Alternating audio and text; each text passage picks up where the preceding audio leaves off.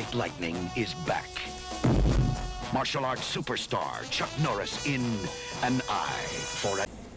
Hey everyone, this is your friendly neighborhood world film geek Albert Valentin. Welcome to this month's Throwback Cinema review. We are talking about An Eye for an Eye, starring the one and only Chuck Norris, who plays an undercover ex-drug operative, drug forces operative, narcotics agent, if you will, who seeks revenge for the deaths of some friends at the hands of corruption.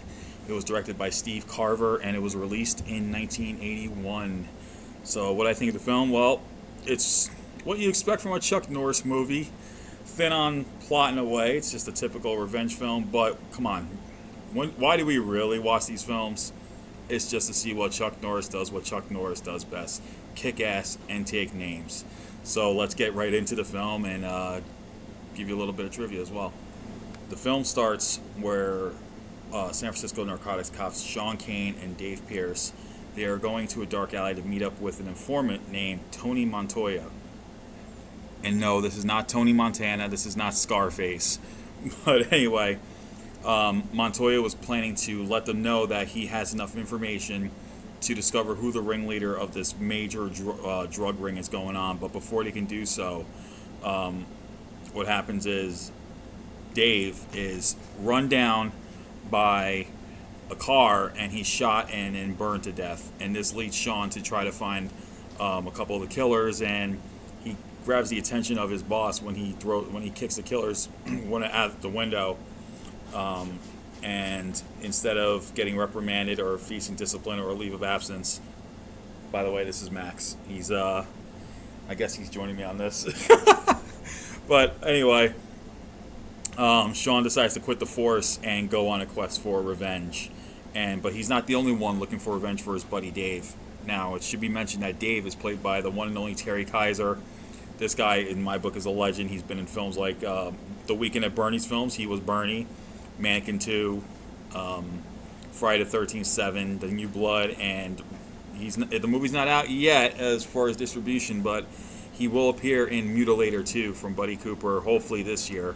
I know the movie was already filmed. They had a premiere, but they haven't had distribution yet as far as I know. So that's what's going on with that. But let's get back to the film. So aside from Sean, Dave's girlfriend Linda Chan, played by Rosalind Chow, who you might know from Freaky Friday or Spider-Man: The Chinese Web from the old 70s series. Anyway, she's also planning to... She somehow has evidence that will expose the ringleader, and does so through her news. She's a news reporter, but unfortunately, before she can reveal anything, she too is murdered by whoever is responsible, the bad guys here. And this leads to Linda's dad, James, played by the one and only Mako. I think that's how you pronounce his name. Mako. I think it's Mako. To join Chuck Norris in the quest for revenge, and they get some help from some other friends. And along the way, they find out that there's some corruption going on within the force, because as they get closer to the case, more and more allies start dying, and this leads to Chuck thinking, using his intuition, saying there's a mole within the force. And of course, this is going to lead to some crazy stuff, and of course it's also going to lead to Chuck Norris doing what he does best, as well as Mako. Mako gets to get in on some of the action as well. And for those of you who don't know Mako, he had a classic fight against Bruce Lee on an episode of The Green Hornet, and has been in so many other countless TV and film appearances. One of my favorites was the 1993 film Sidekicks, which also had Chuck Norris, but he played himself in this one. So it's kind of a reunion between these two. But this also leads to the breakout role for Toru Tanaka, who would go on to become known as Professor Toru Tanaka, because this very film has him as a henchman of the main villain, who I will not reveal because I don't want to spoil this for you guys. But he is the number one henchman, and he's the one I will tell you, he's the one responsible for Linda's death. But Toru Tanaka was this big, massive guy, and for those of you who like the Three Ninjas franchise, he was Snyder's number one guy in Three Ninjas, where our pint-sized heroes had to light him up, if you remember that. So, but here, this was his breakout role as the professor, and this will become a trademark, and he would be known as Professor Toru Tanaka from here on out. So, yeah, it's like I said, it's a paper-thin plot, but do you really watch Chuck Norris films for the story? No. You watch it because you want to see Chuck Norris does what he does best, kick ass and take names. Because after all, he was bitten by a king cobra, and 3 days later the king cobra died. I'm sure for those of you who know Chuck Norris jokes know that one. When this film came out, it was pretty much critics didn't really like the film. They felt it was too much comic-y, campy, and even Gene Siskel said he gave it 1.5 stars out of 4 because he said the biggest problem was it was short on martial arts scenes. Well, I get it. Chuck Norris probably wanted to show that he doesn't have to play this typical martial arts action hero type. He likes to do roles where he gets to act in front of the camera, and I can understand that. He plays a guy who's solely on revenge, and yeah, he's going to kick some ass, but he's got to find out some stuff along the way. Come on, let's just face it. This is not Way of the Dragon.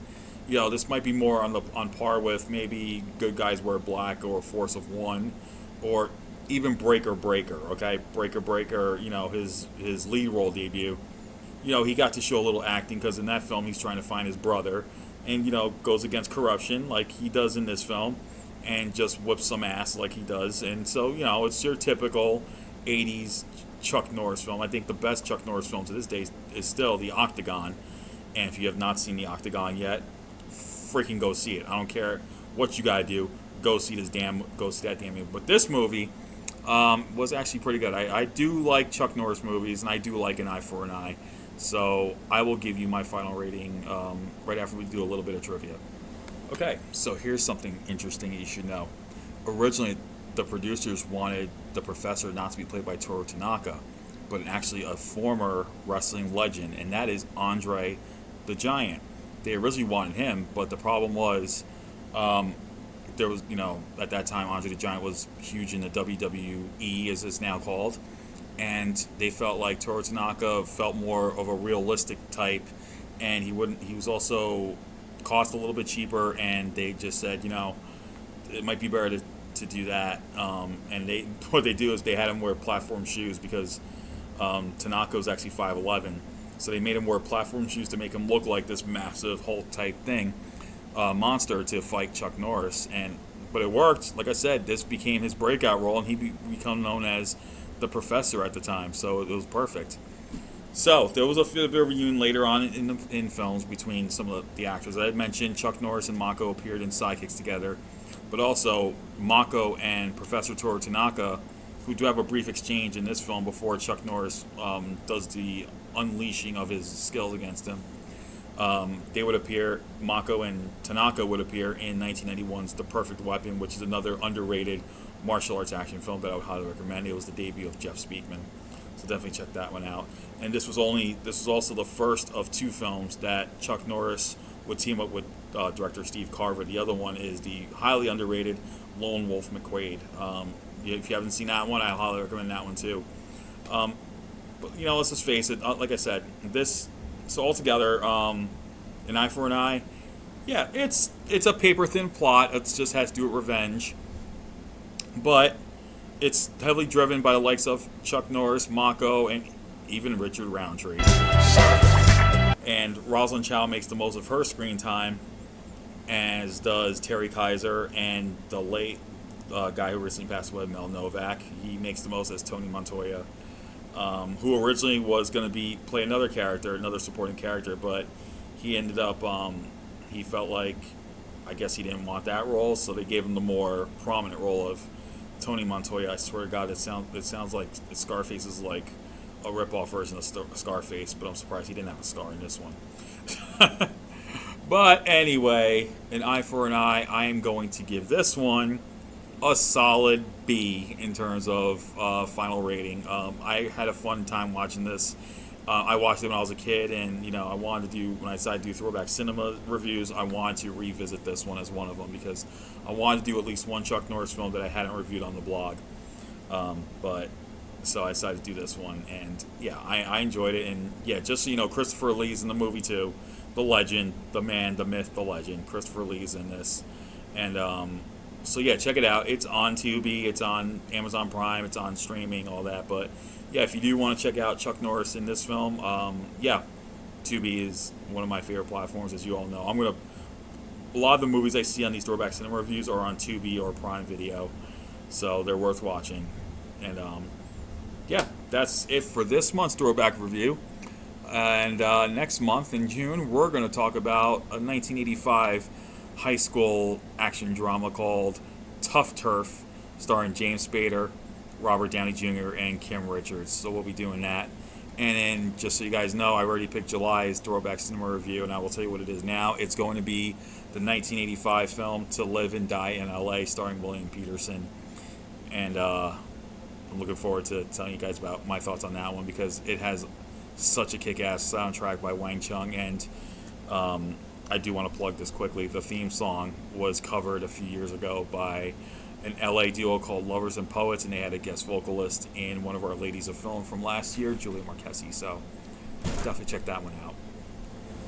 So with that said, I just want to give you guys a heads up.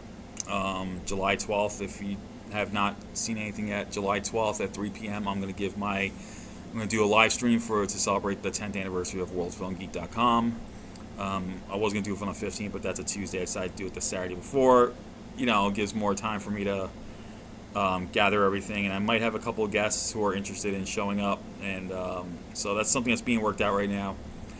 And at some point, I kind of want to do this maybe next. I'm kind of working on something right now. If you guys didn't hear, we lost the indie film cinema, the indie film industry. I'm sorry, lost a great producer this week in Michael Mahal, and I want to do something special and plan like a special tribute to him. And I want to invite anyone who's worked with the Mahal brothers, whether you're an actor, you're a filmmaker, even if you're a bit part actor in any of their films that they made over the last 5 years or whatever, how long they've been around.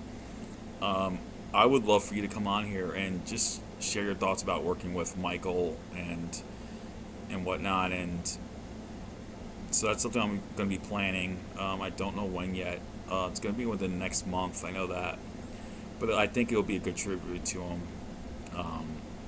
And, again, condolences to his brother Sonny and the rest of the Mahal family and everyone he's worked with. I mean, I've heard so many positive things about him. And I love watching Mahal Empire films. If you have not seen any of them, I would highly recommend them, especially if you're a fan of the 80s and 90s B-movies that used to flood your mom and pop video stores, because that's what these are. These are like crowd-funded millennial throwbacks of the 80s and 90s B-movies, and they're just so much fun to watch. They're just popcorn films. A lot of them are on Tubi. I think there's one on Paramount Plus that's Arena Wars. It's kind of like their version of The Running Man, which is freaking awesome. But yeah, I want to plan something. I want to do like a special tribute to Michael Mahal at some point within the next month. I'm going to try to reach out to some people I know who worked with him and go from there. But anyway, I've talked long enough. I am going to sign off. I will see you guys soon. And until then, as always, stay awesome.